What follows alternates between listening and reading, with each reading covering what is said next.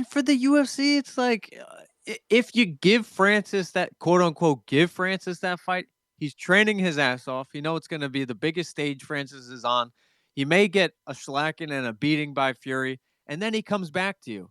It's like, Yeah. so it's not like he didn't earn that money. He's even working harder for a bigger payday. It's like for the UFC, and again, this may all be happening. Francis is going to be on vacation maybe for the next 2 to 4 weeks, and it may happen. You never know. Maybe the fall of this year, the summer of this year, it may happen. You never know. But the UFC, Dana White, like you said, that's a childish move, man. If they do plan, like if I'm Hunter Campbell, the mastermind, I say, no, Dana, just play it tight, play it tight. We will give him one opportunity against Fury before we try to sue the shit out of his ass.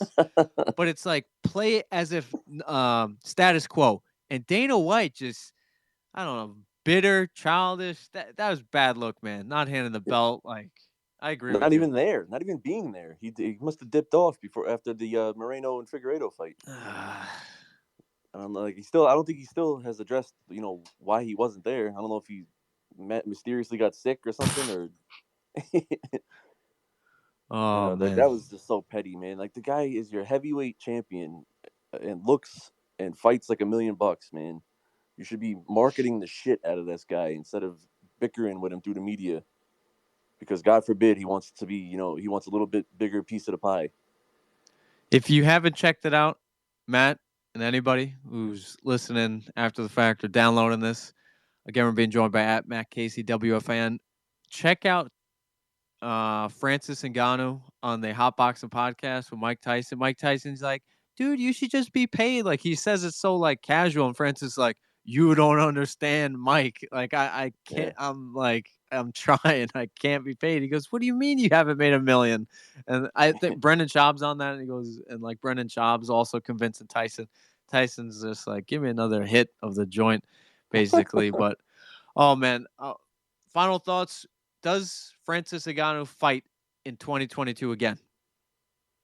I say yes. I think it's eventually they'll come to some. It might not be everything he wants, but I think he'll get. They'll come to some kind of agreement because, like I said, they have to, man. They have to. The guy is a star and is the heavyweight champion of your organization. So you gotta. That's the baddest man on the planet. Like treat him as such. Give him what he's asking. Like come to some sort of compromise at least, and then line up these huge fights that he has waiting for him. John Jones fight, Stipe Miocic, and yeah, I'm throwing this out there. I want to see him fight Derek Lewis again because Ooh. I need to see that fight, be made right. Are you picking Lewis Are in you two crazy? Are weeks? you crazy? Oh, against Tuivasa, yeah, yeah. Which again, I don't understand Lewis taking that fight, but it is what it is. Like he called out Stipe, and then the next day it was announced that he was fighting Tuivasa. So Tuivasa knocks out Lewis. Knocks out. Not decisions him, but if he knocks out Derek Lewis and we get like the co-main event, Shui Vasa, dude, he's fighting for a title. Interim or not, he'll be fighting for a title if he wins. yeah, he would definitely put himself in that conversation for sure. Oh my gosh. Well, Matt, I appreciate the time, brother. I know this was late notice, short notice, but I really do appreciate it. Couldn't think of anybody else when it comes to Francis Ngannou. You are a day one guy. Hope for the best. And Just pray for prepare the for the best, worst. man. Hopefully, it's not a long hiatus, but I hope you enjoy it because I think we're very greedy. People aren't going to enjoy how great of a performance that was from Francis this past Saturday until years later, until he's gone. Yeah, after the fact, of course. But Matt, I appreciate the time, brother. And Thanks, I appreciate it, man. This was fun. we find out any news, let's connect again, brother. Yeah, definitely, man. Definitely will do. Keep that jump shot going. I want to see it on Twitter. All right, man. Y'all, I've been hitting the heavy bag and the speed bag a little bit too. Nice. I told you guys, middleweight. Yeah, light heavyweight, light heavyweight. Oh man. Oh, take it easy, bro. Yeah. All right. Like, thanks, bro. Later, brother. See you, man. Guys, that was Matt Casey, the one and only at Matt Casey WFAN. Amazing spot. I promise you guys, he is literally the biggest Francis Ngannou fan I've ever come across. He's a day one guy.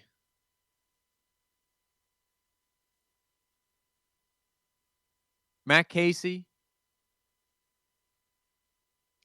has been cheering Ngannou for as long as I knew that Ngannou was in the UFC.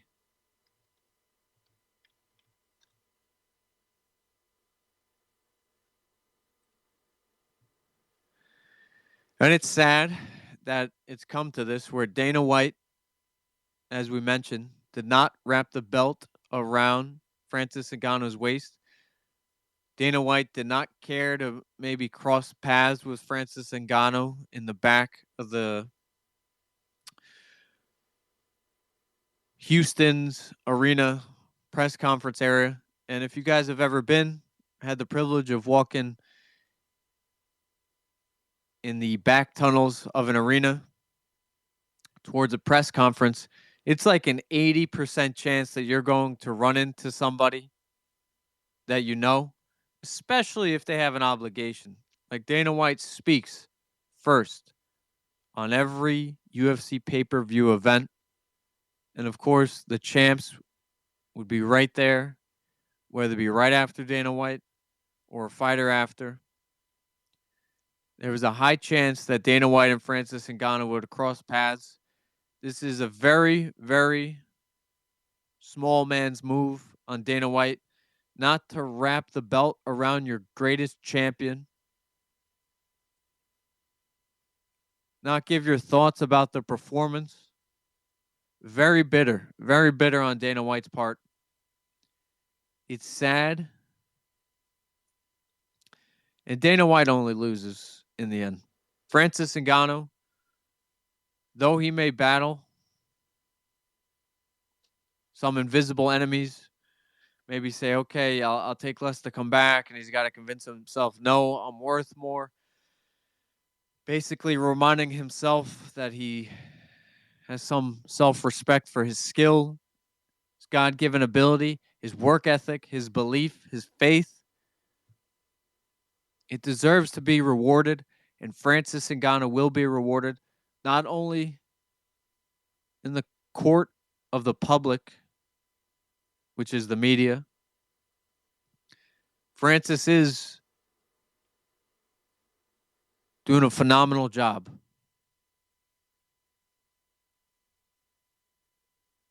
Staying humble, staying smart, focused, peaceful, playing matador to the media, stonewalling the UFC, refusing to move an inch, and then going out there and putting on a performance of a lifetime. Francis Ngannou, freaking out jiu-jitsu, Ciryl Gane. Who would have ever said that in their right mind? Francis Ngannou out jiu-jitsu'd Ciryl Gane. Scissor sweeped him, double leg takedown. A Khabib-like takedown, the first one when he caught Ciryl Gane's kick. Holy moly. The sidewalk takedown, as I saw Aljamain Sterling write on Instagram. Phenomenal performance. And I don't think people appreciate it because, one, everybody's going into that fight expecting a knockout from Francis or against Francis. People are expecting a knockout.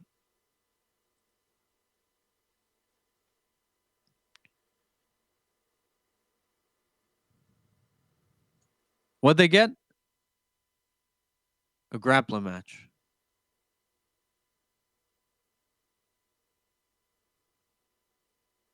Crazy stuff.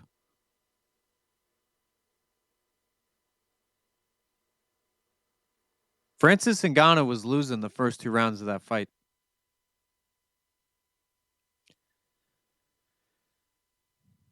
Like Rose Namajunas versus Weili Zhang 2. Rose was losing the first couple of rounds. And then Rose figured out that Weili Zhang could not compete with her on the ground. Now, Francis Ngannou fended off a heel hook, pushed Cyril Gane against the fence, sucked in a double leg, took Cyril Gane down. Beautiful execution, and it shows you the importance of a jiu-jitsu game and always developing jiu-jitsu game.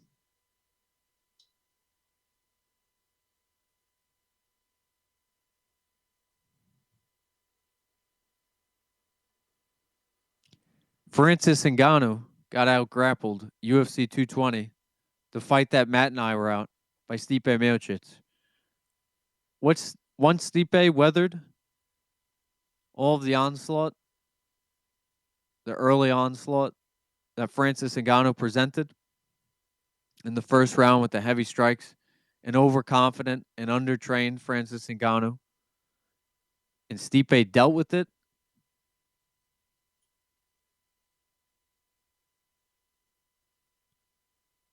It takes a man's man, a hero-like figure, to make the adjustments, not complain, not point the finger, get better, move on, prove to yourself that you can execute the game plan, which then proves to the world that you are good enough or as good as you think you are. Francis Ngannou pulled out grappling against Cyril Gane, who was thought of to be a champion for the next 10 years, a generational talent, a talent we've never seen, swift on the feet, in and out movement like Wonder Boy, oblique kicks, spinning back kicks, wheel kicks, turning side kicks, teep kicks. Just an incredible arsenal on the feet. Yet, he didn't put in the time on the mat as much as Francis did. Now, Francis had a 4-year head start to learn this lesson.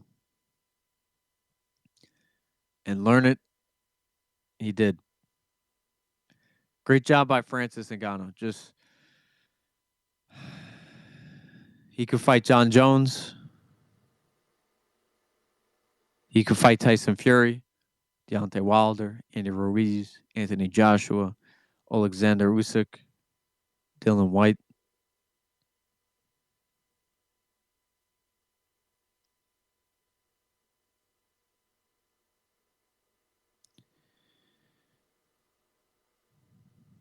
But he has to fight with the pen now, not the sword.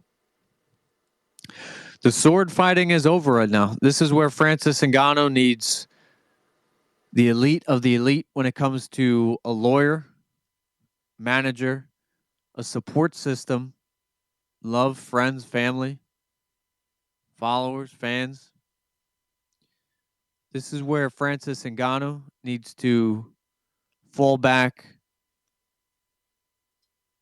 onto his safe haven of love and comfort, because it's going to be a rough ride coming up. Hunter Campbell, the man with the glasses at the UFC pay-per-view weigh-ins, will not be bullied because Dana White will not allow it. Can there be some middle ground? The fact that Dana White was able to be a part of getting the fight with Conor McGregor, Floyd Mayweather, and Mayweather's representative, Leonard Ellerbe, all on the same page, especially with Showtime and Steven Espinoza, who Dana White despises publicly over and over and over. Espinoza is up there with the Oscar De La Hoya amount of vitriol that Dana White sends.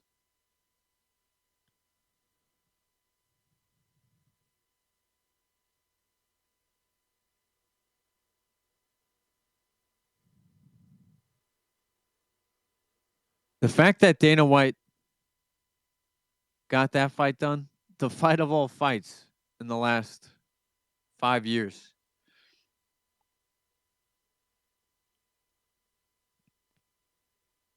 He could get a fight done with Tyson Fury and Francis Ngannou.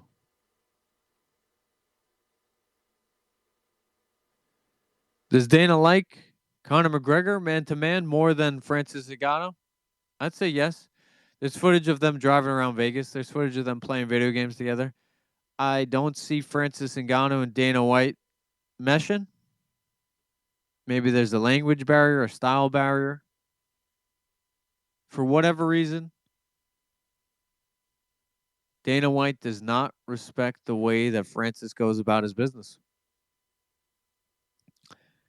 And maybe behind the scenes, Conor McGregor is a lot more casual and softer around the edges.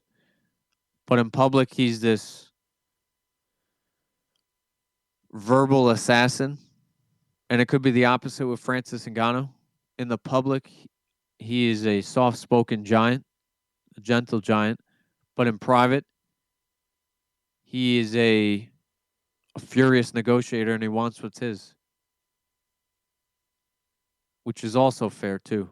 And Dana White, I'm sure, made a promise a long time ago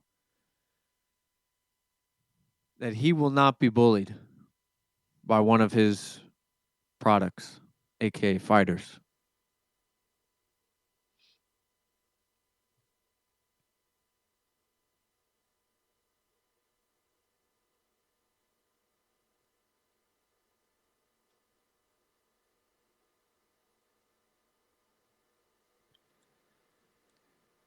I'm going to throw this out there.